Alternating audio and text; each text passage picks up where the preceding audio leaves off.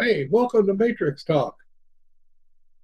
All you, well, for the most part, YouTubers, uh, but a few people here on the home platform of Crowdcast.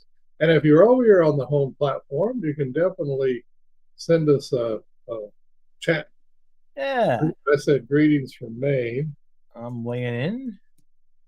Okay, 207 8700. Hold on a minute. You take over, Phil. All right. Well, while Kevin is taking care of business, if you are on and you care to weigh in, you just go to the chat function and you could say who you are and where you're from. So I am in Langhorne, Pennsylvania. Kevin is in Maine. And so we're both, US of A. And we were just discussing that it turns out that we're going to be in New York City, which is a huge city, but we're going to be there at the same time over this weekend. So we're going to try to figure out a way to get together. And Catherine Bovino has logged in from Oh my goodness. Lovettsville, Virginia. Hello, Catherine. Hello. Good to see you. I got a call to reschedule a medical appointment. Oh, well, that's important. Of one of the 100s of calls I get, the rest of them were spam. Yeah. I could tell it was a real one. Yeah. Wait, yeah. Medical people, you answer. Always answer. It's not very many. Yeah. Yeah.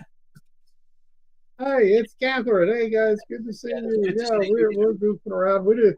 Bill came up with this title: "Your Matrix as Your Inner Compass." Yeah, somebody the last crowdcast had chatted in that it's like an inner GPS, and I've often thought about this about the Matrix and your inner compass. That it's a great way to kind of, well, I would say, get yourself a bit centered and I figure like out, that. figure out where you're at. Let's let it settle, and then just like if you have a compass, I mean, you don't take it out all the time. You only take it out when you need it. Like especially like if you're kind of going, oh, hold on there. I think I'm going in the wrong direction. That kind of thing. Exactly. Exactly. This doesn't look like it's working here or something. Oh, that's right. I have this compass thing that I can take out. Yeah, now it's on your iPhone if you got service. Yeah, right. Of course. They got an app for that. Yep, yep. So yes. And Well, there's Dina from Chicagoland. well, how cool. Yep. Did she chat in or did she show She up? did. She just hi from Chicagoland. Oh, look. We got a couple of people on. Nice. I don't see the hi from Chicagoland. That's Yeah, great. right underneath Catherine.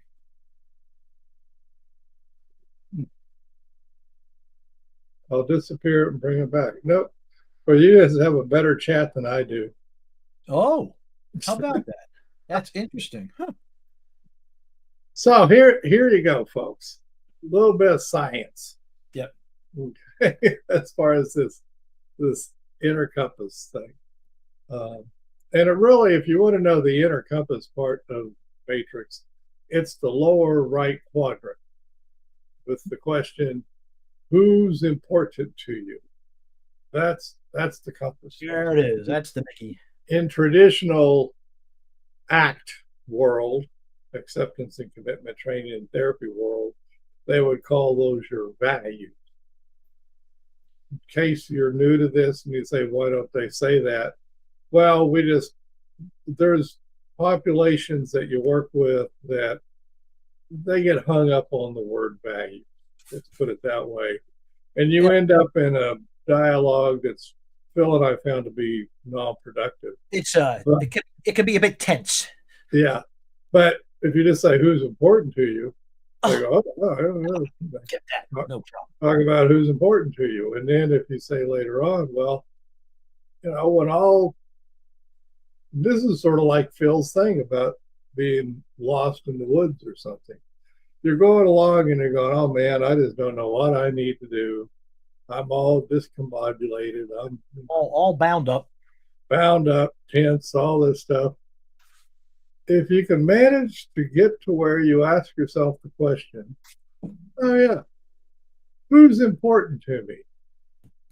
Boom, that orients you. And orienting and orientation is the whole thing about being in the woods. And oh yeah, there's a whole sport around that. whole sport around that, right? But in this case, it's just, and it's like, and then if you even go forth and ask, well, then what might I do next for who's important to me? Now you got something to do. It's very concrete. And you do that. And I personally have found that after that, things start to fall into place, at least a little bit better. Yeah, that's a nice way of putting it. I would agree. Things just start to settle. Yeah. And so I'm not talking, it's all unicorns and rainbows. No, we're not. Still, problems of them. What do we call it? You sort of feel like you're getting back on track. Yeah. Not totally. You're not out of the woods, but it certainly seems that you're getting out of the woods. Taking some steps in a workable direction, I guess. Right? Yes. More. And so you say, well, why did Kevin say that's science? Well, because we know from lots and lots of research that you decide from emotions first, and then you, in quotes, make a decision. And so, your thinking mind wants to go, well, I chose to do that. that's just what I chose to do. And in reality, and even William James had this right back in the 1870s or whatever, which is, and his thing was, you notice yourself running, and then you realize you're running away in fear, but you don't notice the fear, and you don't even notice any decision to run. You're just running. Just notice the running. Well, and that is important for staying alive. You don't have time to identify your emotion. Nope. Oh, gee, what is my emotion in this? Nope. Yes, there's no compass pointing going on at that point. Right about then, you're dead. Yep. So you don't have time for that. Bug it first, and then all this other stuff comes online. Oh yeah, I'm afraid. Oh yeah, and I decided to run and all of that. So it's just the basic thing of we work off of emotions, raw emotions, not identified emotions, raw emotions first. And then this other thinking mind comes online. And that might only take a quarter of a second to a second or so. Yeah, not long at all. But in brain science, that quarter of a second is forever. I mean, lots of stuff has happened at that point. Yeah, I mean, tons of stuff has happened. And so, well, what do you get? Well, what do you get when you can finally sort of remember and do the word processing of saying who's important to me, and you're reminded of it? Now that, in quotes, automatic stuff comes online. You're out of your head and into the basics of what's really important in life, which is doing for who's important. Maybe it's doing for you, maybe it's doing for others, but you do that. And so much of this stuff we talk about, it comes up over and over and over again of how you sort of dim your awareness, and just let your experience be your guide, is the way Steve Hayes would say it. In case any of you know Steve Hayes. Isn't that what he said? Let experience let experience be your guide. Yeah. And that's it. You're not thinking. By the way, that when he says let experience be your guide, he's not saying think about your experience. He's not even saying learn from your experience. He's saying let your experience be your guide. a la William James from all those over 100 years ago, well over 150 years ago, that really, Sapolsky, another guy that likes to talk Oh, about, there we go. Right. is another one on this, and he gets it into free choice. Yeah. That, he likes to go on and on about you don't really have free choice. Don't worry about it, folks. Don't matter if you do or you don't. But in the end, though, he does have the point that you're really just going through life, and then your thinking mind is catching up and making a story. Yeah. So, yep. Now you may well, decide I am going to turn right in my car, and you turn right. He's great. But all the stuff that got you to that right turn, that decision rests on your biology. Tons of stuff that were way outside of your consciousness. Yep. Right. And so it got you to that point where you could decide to turn right, or left, or go straight, or whatever. But his point is, oh, really? That was all choice? How'd you get there? Yep. Yep. And we all know in life, lots of how we got someplace is not clear at all. Nope. So, yeah. With all that said, we do have verbal minds, and we can know who's important to us. So if you do that, it sets your compass. Yep. Simple. Well, that's it. It's simple. We don't mean for it to be anything but simple. We don't want to write a book on it. Nope. We would just a lot rather, well, as a matter of fact, we would a lot rather just ask people the question, who's important to you? You don't even have to do the whole matrix. No, just the question is sufficient. That question is sufficient. It is. Now, you can do other stuff and have fun and do the entire matrix, by the way, is who's important to you, what kind of yucky stuff shows up in your life, what kind of stuff do you do to get relief, and what kind of stuff do you do to move toward who's important to you, one way of saying it. And then you can notice all that stuff. That's the matrix. However, the most important part of it is who's important to you. And it's why they say, well, what about values? Well, that's fine. Values are fine. But who's important to you is concrete. And part of the reason that we have trouble with values is they're not concrete. And then you got to go through through the verbal dialogue of going from the ephemeral values, boiling it down to something concrete.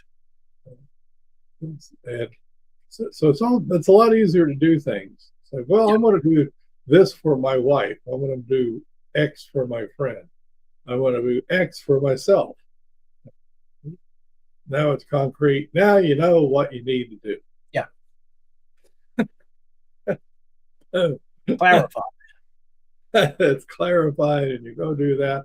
And then if you just go about doing that, your life usually gets on track. Yep. Things sort themselves out. Gosh, there's all so much written. Like the Zen people, the Zen Buddhists, they like to write big books about all this stuff. Yeah, but the actual Zen people didn't write books. They didn't write much down. The reason being, and then they were busy doing stuff. Exactly, they were busy doing stuff. It is helpful. I mean, people write books. I've written books. Phil's written books. Yeah, whatever. That's fun to do, but it won't get you on track. No. I'll be the first to say that. So that's what we mean. by the matrix and your inner compass. Yep. Only inner compass that we know of that we innately have is that drive to do for others. Mm-hmm. We're social animals. And we want to be with other social animals. I know folks say they're loners and this and that and the other, but that's even being a loner, but being alone. Okay, there we go. There's that History Channel show, Alone. Right. Well, to be alone, you got to be away from, drum roll, other people. There you go. Yeah. Kind of go together, They go together, right? The word in our relational frame theory, they'd call that entail. Yep. So, alone is entailed with together, with somebody. Yep. So we're stuck. We're humans. We're connected to other people. Me, here, you, there. That's one of the very first things that shows up in human language. Me, here, you, there. But forevermore, you're part of a group. Yep. And so Always. we have quite the drive to do for others and do things. So that's it. Get clear. Yeah. On another note, and I can't help but talk about this today, in regards to this, our forefathers, meaning of the United States of America, got together and wrote this thing called the Declaration of Independence and the Constitution, and they set up a democracy. It's a republic, yes, but it's a democracy. And so if you're in the United States, that comes with the territory to uphold the democracy. That's it. So how do people do that? It's by voting. You vote who's going to be in charge. And you don't do it just once, because if you only had to do it once, that's called an autocracy. And then you never have to vote again. And that's not a democracy. So in order to keep the democracy going, you vote. Yep. Now you can try and influence people how to vote. Vote Democrat, vote Republican, vote Independent, whatever, vote for me, vote for him, whatever, fine. But that's the democratic process. Voting and having disagreements about who to vote for in an ongoing democratic process is what we're here for. So, all other politics aside, vote, and make sure you vote for somebody who's going to continue the process. How's that for an apolitical way of saying that?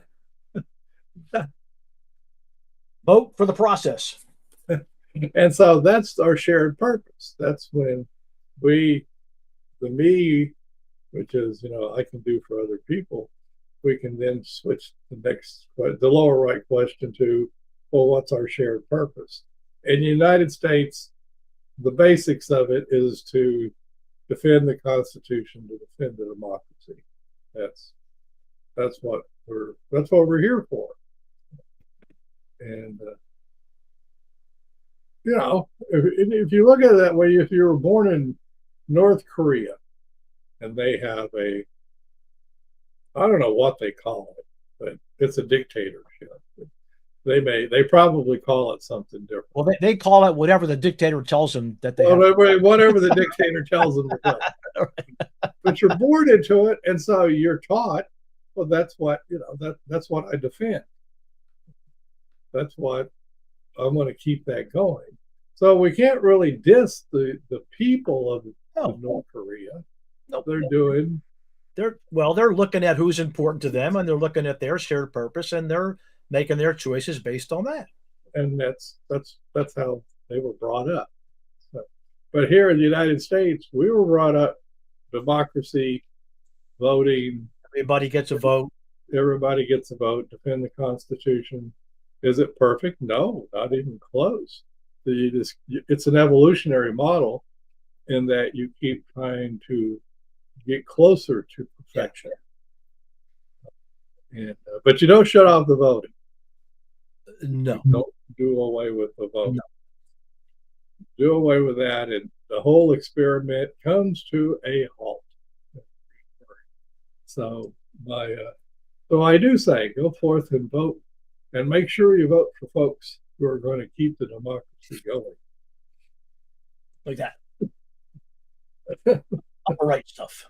So it's very important to do that. So that's the shared purpose. So now, if you want a shared purpose, and you want to say, hey, I'm doing something cool, you can go out and help with the voting and stuff to preserve the democracy. There you go. I've been doing quite a bit of that lately, and Yep. have been having a satisfying time with it. Yeah. I too. We have been sending out flyers and sending out postcards and organizing gatherings, and yes. Yeah. I drove a candidate around to go door knocking. There you go. That was an interesting. Yeah. Experience. We'll probably get to a bit of that too before too long. Right. And so yeah, I've done the postcard thing. Yep. Get people off the vote and all that. I just bring it up because you say, oh my God, oh my, what do I do? What do I do? Well, you can do stuff for who's important. Yeah. Get your wife a cup of coffee or something. That's great. I do that too. But it's like, well, the bigger picture. What could I do for my shared purpose? Well, maybe that's on a sports team. Maybe that's on a factory team. Yep. A work team. Phil and I are a team. We have stuff. Yep. We get stuff done. You have a shared purpose. Yep. Or maybe it's a town team or a state team or a country team, whatever. And you can go do stuff for the shared purpose. And then that gets at that word satisfaction. Satisfying. Yep. My pet peeve, though, is preserve the democracy. This is the first election where I've ever had to worry about that. Yeah. That's it's a legitimate concern. Concern on this particular election. It is. Whereas before, I mean, we had knocked down dragouts about who to vote for, but nobody questioning whether they were going to keep up the democracy. Yeah, because there would be this thing called an election, and one side would win, and the other side would say, "Okay, you got this." And when the other side won, the other, the defeated side got, here's how. If they had the presidency, I will pass over the power peacefully. Peaceful transfer of power. That's a huge deal, and so we don't want any of those shenanigans. So I'm just saying it's a good way. That's a good way to help support folks and support each other and to do that. And if you don't want to have a democracy, well, actually, it's sort of kind of against the law. Yeah.